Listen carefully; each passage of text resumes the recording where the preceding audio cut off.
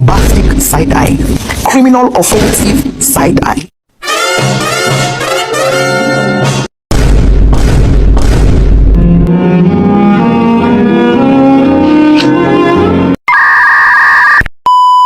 둥글게 둥글게 둥글게 빙글빙글 돌아가며 춤을 춥시다. 손뼉을 치면서 노래를 부르며 랄라랄라 즐겁게 춤추자. Assalamualaikum warahmatullahi wabarakatuh. Halo teman-teman semuanya, perkenalkan saya Zahra Istaningrum absen 34 dan rekan saya. Halo teman-teman semua, perkenalkan nama saya Siti Munawaroh dari absen 30. Kami berdua akan menyampaikan hasil resensi cerita fiksi kami dari buku novel 7 Prajurit Bapak. Selamat menyaksikan. Yang pertama itu ada identitas buku. Judul buku yang kita ambil yaitu 7 Prajurit Bapak, penulis Nula Nur Amalia, penerbit PT Media Kita, tahun terbit 4 Februari 2022. Lalu ada halamannya itu 440 halaman, ukuran buku 13 x 19 cm.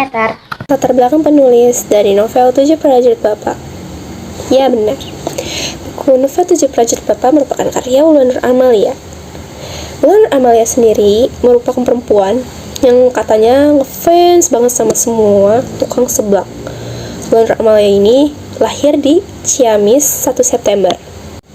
Ia mulai menulis kisah novel ini di salah satu platform terkenal yaitu Wattpad.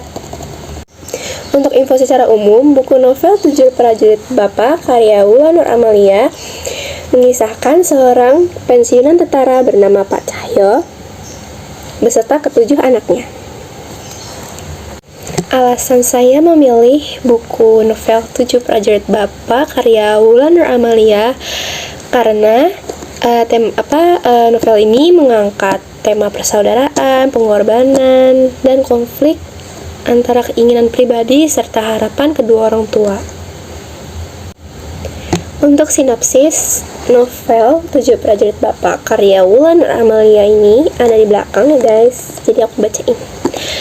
Jadi di novel 7 Prajurit Bapak ini bercerita tentang 7 anak dari seorang pensiunan tentara yaitu Pak Cahyo yang tadi sudah saya sebutkan, yang memiliki mimpi dan tujuan hidup masing-masing yaitu berbeda. Namun mereka kerap mendapat cibiran karena dianggap tidak melanjutkan budaya turun-temurun, karena keluarga Pak Cahyo ini mengharuskan semua anak laki-lakinya itu harus menjadi tentara. Yoga, anak penengah yang sedari kecil dianggap tidak memiliki bakat apapun, memantapkan dirinya untuk menjadi seorang penulis. Meskipun mimpinya itu seringkali ditolak oleh kakak-kakaknya sendiri.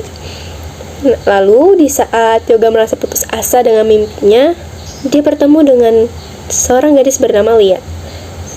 Seorang gadis introvert yang mampu membangkitkan semangat Yoga untuk mewujudkan mimpinya itu.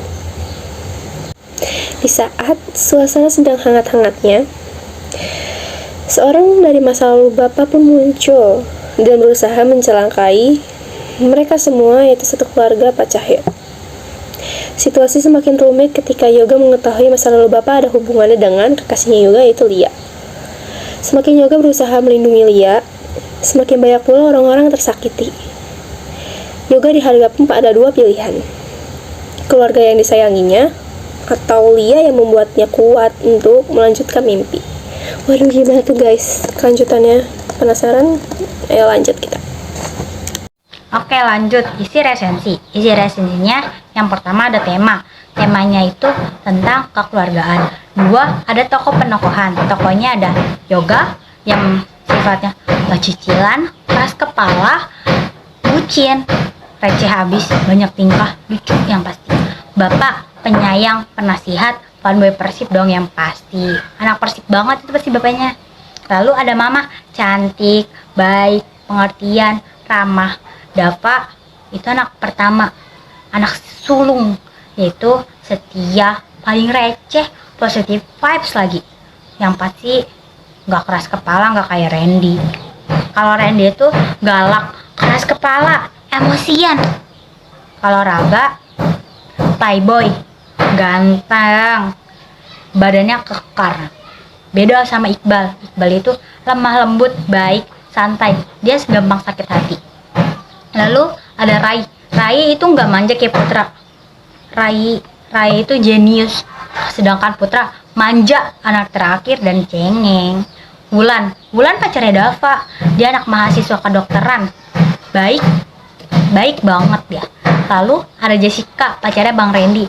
Dia baik, pekerja kantoran. Ada Arum pacarnya Bang Raga. Cantik, baik, berkerudung.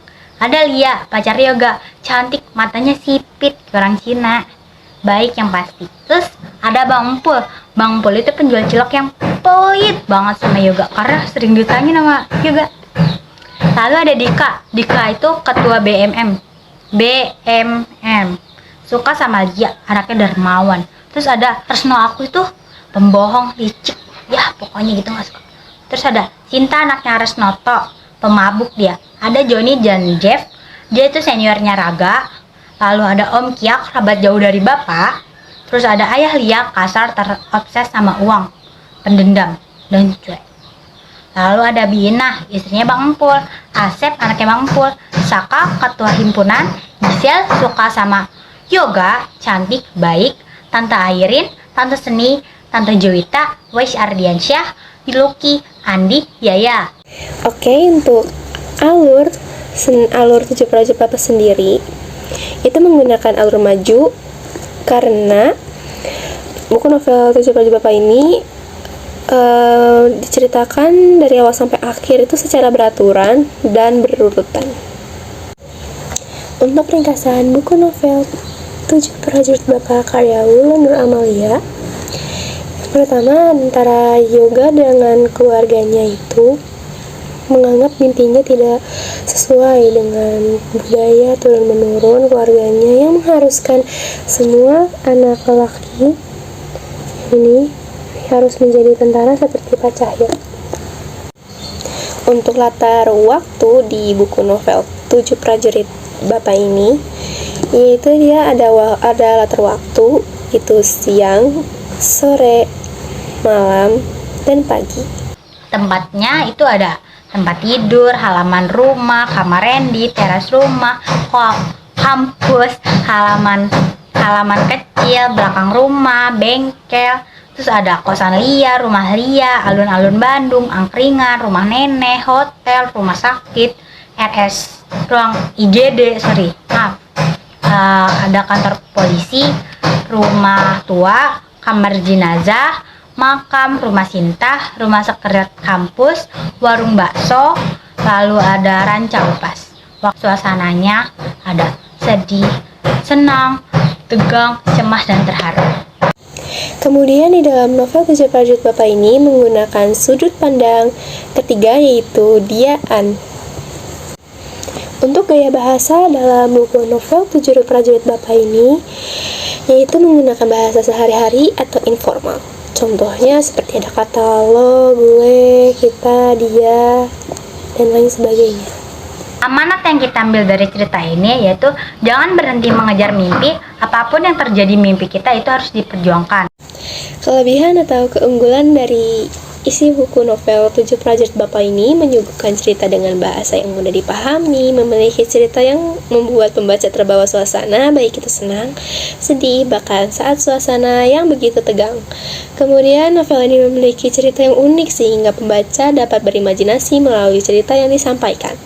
Novel ini menyediakan epilog serta cover buku yang unik dan sinopsis di belakang buku, serta tokoh-tokohnya pun sangat ekstrovert atau antusias yang tinggi.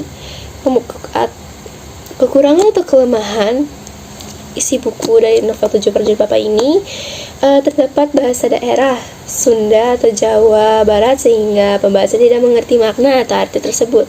Isi buku terlalu tebal sehingga pembaca memerlukan banyak waktu yang banyak dan sangat direkomendasikan untuk orang yang gemar membaca buku.